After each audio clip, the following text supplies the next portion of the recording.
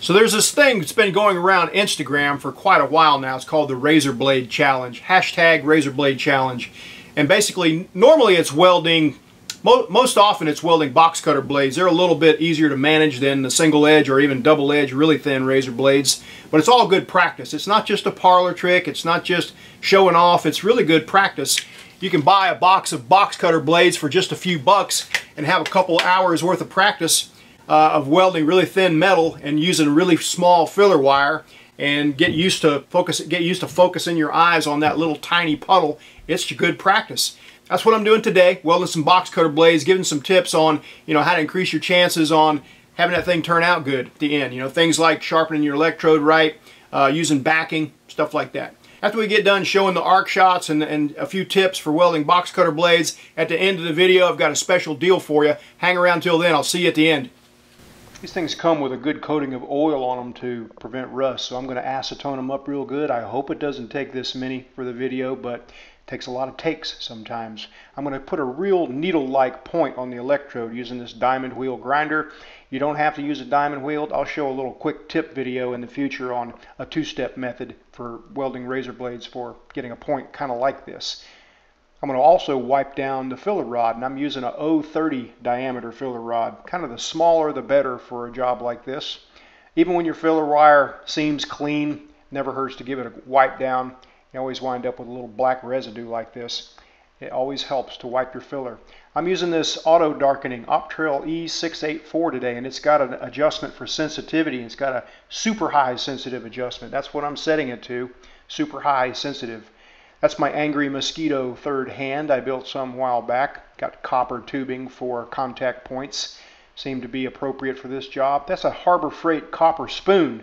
I was thinking about using it to kind of help me hold both pieces down. This is just a junky third hand type tool you can make out of anything with round stock. It actually works better on this table because of the holes in the table. All right, let's get started. I've got the machine set at 27 amps, and I'm not going to use all of it today. Now I'm lighting up on the aluminum, and I'm hanging a little bit of that filler wire over the corners there and letting the arc jump over to it. Watch it again in slow motion. I'm hanging just a little bit of wire over the tip, and I bring the arc over to it, and it jumps right to the wire and balls it up and fuses the two pieces together.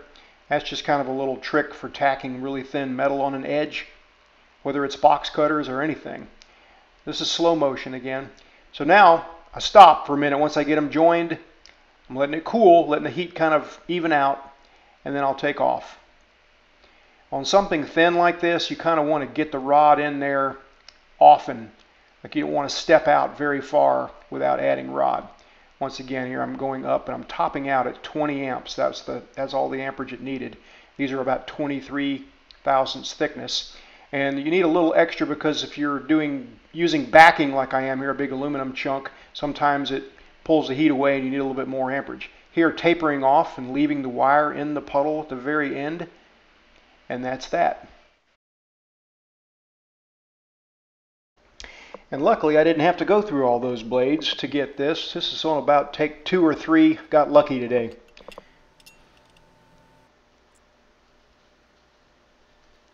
So here's the deal I have for you. Every year I take all my videos and I put them on a 4-disc DVD set. I mean, I don't do it. My son Jake does it for me. But I put them on a 4-disc set. This is the 2016 version, volume 6.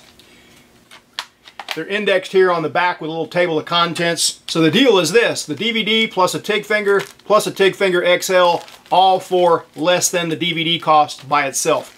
That's the deal. Also running the same deal with the best of TIG. These are some of the best TIG welding videos that I've done on YouTube. You can get either this and the TIG fingers or the 2016 set and the TIG fingers. Either one. It'll be at weldmonger.com. This is how I pay the bills. I really appreciate your support. The offer is good from now until July 4th. Thanks so much for watching. See you next time.